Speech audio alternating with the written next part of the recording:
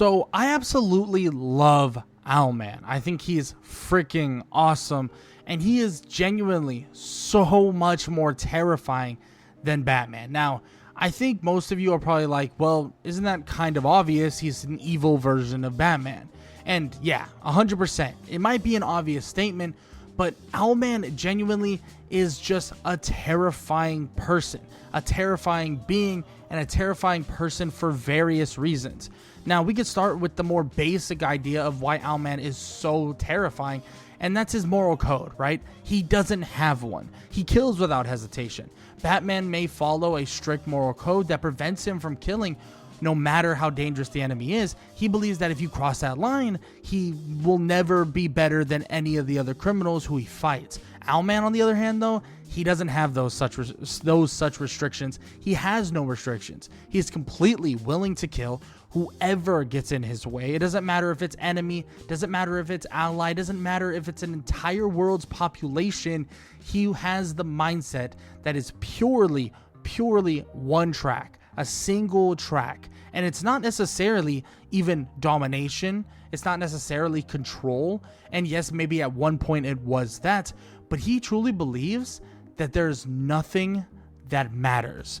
There is not a single thing that matters. So it allows him to rationalize what he does and allows him to just do things exactly how he believes should happen, because these people and these things and these people that approach certain things don't actually matter. I mean, let's just talk briefly about his origin story. Now, I know there's a lot of origin stories about Owlman, but the one that I like talking about the most, and I believe is the best, is the one where we have Thomas Wayne Jr.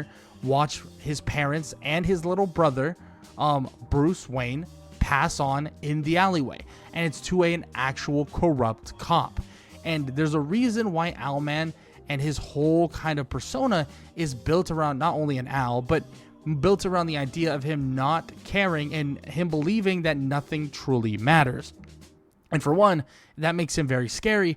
But for two, is the reason for this is because the person that actually killed his parents and his younger brother in that alleyway was actually a person that was trying to stop corruption, because Thomas Wayne's family, or more specifically his mother and father, were massively corrupt, like massively corrupt. Now, there is a version of Owlman that Thomas Wayne Jr. actually, ends, or more specifically, Alfred ends the lives of his parents because he doesn't believe that the money that basically not using their money properly. Now, that's stupid. I think that's a really dumb version of it. I believe that's from the New 52. It is honestly dumb. The version where it's basically a corrupt cop that ends the lives of his parents and his little brother is the more kind of specific version that I believe is where we really embrace the full darkness of what Thomas Wayne Jr. really is. Not only did that happen to Thomas Wayne Jr., not only did he go through the trials and tribulations that Bruce Wayne normally does as Batman, going through the trainings, going through all of this stuff, when he finally gets his hands on that killer, the killer that he believed killed innocent people, it would be then revealed though that person did not kill innocent people, that his family was not innocent, or at least his mother and father were not innocent. And that leads him obviously to dropping him off a rooftop, and then his whole goal from here on out is to end crime, or really control everything in Gotham. And he does this from the shadows, controlling everything. And every single villain, hero, anybody that's neutral, anti-hero, whatever, that comes to try and stop him, tries to stop his control, would be put down in an instant. No thinking, no thought behind it, no remorse, no anything. He wouldn't think, oh, you know what, I'm gonna put you in prison, I'm gonna do this. No. That is so far gone. At one point, he believed that. He wanted to bring the killer of his parents to justice, put him behind bars, make him repent for the things he did. But no longer he believes that way. He believes that they should be put in the dirt. But not only that, it gets so freaking crazy that he actually holds these people and holds these villains as basic mementos, actually defeating and or killing these villains and or heroes, whoever comes after him, right? A large range of people, of course. And he uses and puts them as trophies in trophy cases because he believes that, you know, might as well just leave them there. That's kind of like his mementos for defeating all of them. On top of that, we have seen him do insane things. We have seen Owlman do even more insane things. Remember when Batman actually helped out Dick Grayson and took him in as basically his pseudo son? Well, Owlman did the same thing as well. But guess what Owlman did? He created the whole incident that actually had the parents of, well, Dick Grayson pass on to the next life. That is a terrifying thing to do. A freaking terrifying thing. And that's not the only thing that makes Owlman so terrifying. The fact that he is smart.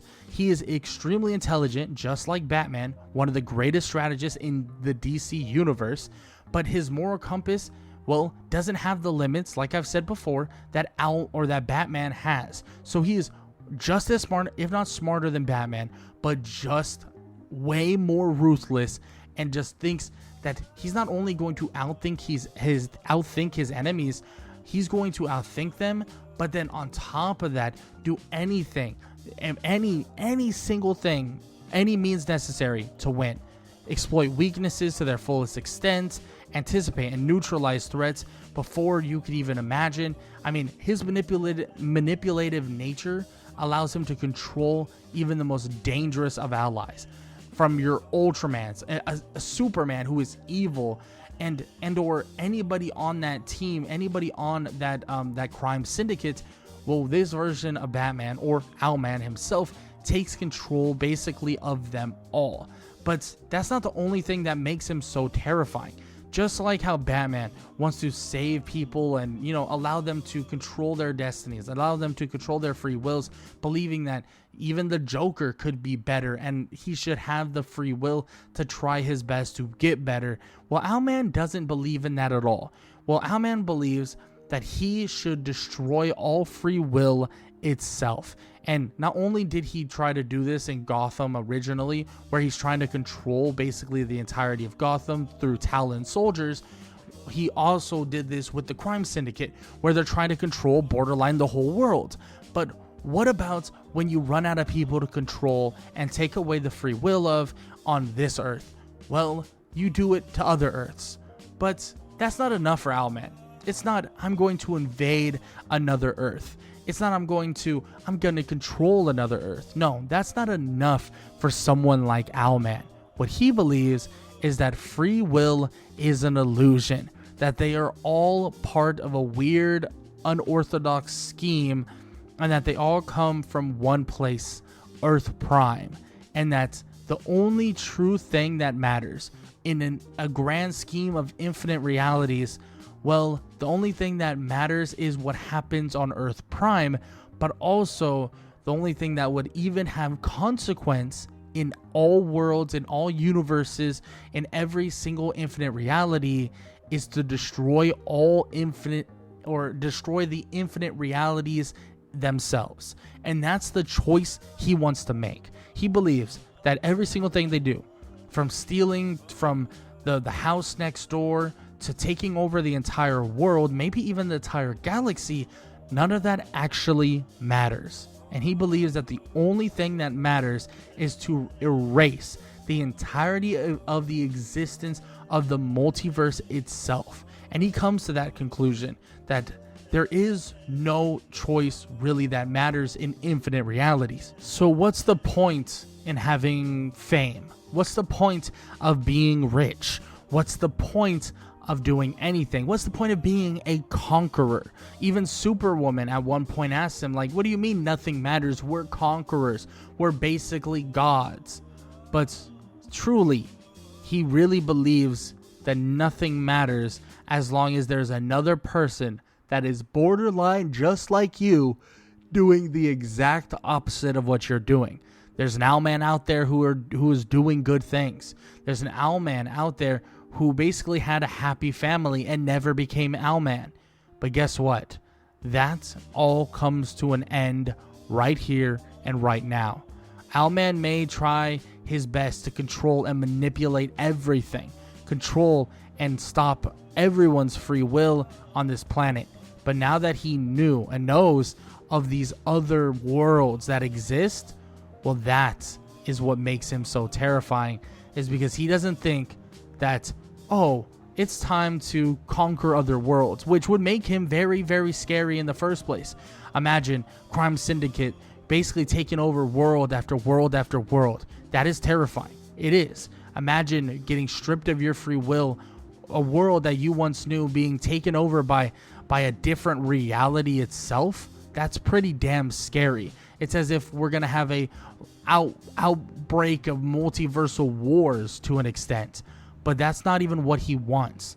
What makes him even scarier is he wants to erase every single world, every single existence, every single reality. He said, screw fame, screw fortune, screw all of this. I want all of it to burn. I want everything to be engulfed in the darkness, because all of it doesn't even matter. And the only choice that matters in a universe, or in a multiverse of just different choices, the only choice that matters is the erasure of every last one of them. Because right then and right there, that right there is what makes Owlman so damn terrifying. He is no symbol of hope. He is a true symbol of fear. He's a true person who wants complete submission. And even though he believes now that he can't get everybody to submit, the only way to truly make them submit is to erase any hope of resistance by ensuring that everything goes into darkness. Everything collapses on itself, and everything that they know and love, every last universe, watches everything be destroyed, and there is no mercy, there is no escape, there is no help, there is no saving.